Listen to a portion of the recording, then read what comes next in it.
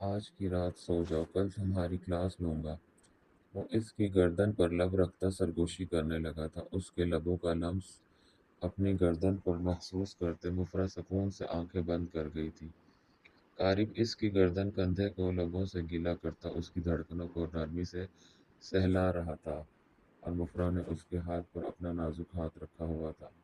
اس کا لمس پاتے ہی وہ کچھ لمحوں میں پرسکون ہوتی گہری نیند میں چلی گئی تھی۔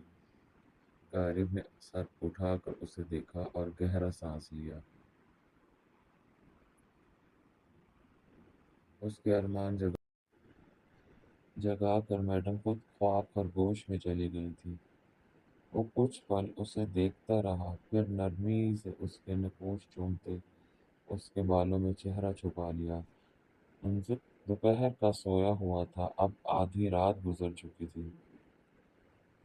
اس نے کروٹ بدلتے بیڈ پر ہاتھ مارا اور رامین کو بازو سے کھینچ کر اپنے قریب کیا۔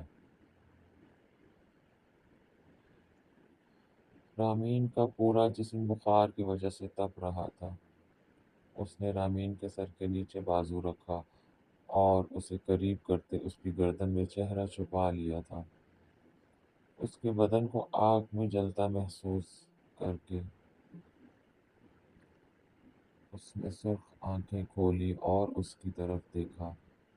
اسے تیز بخار تھا، جس کی وجہ سے وہ نیم بے ہوشی میں تھی۔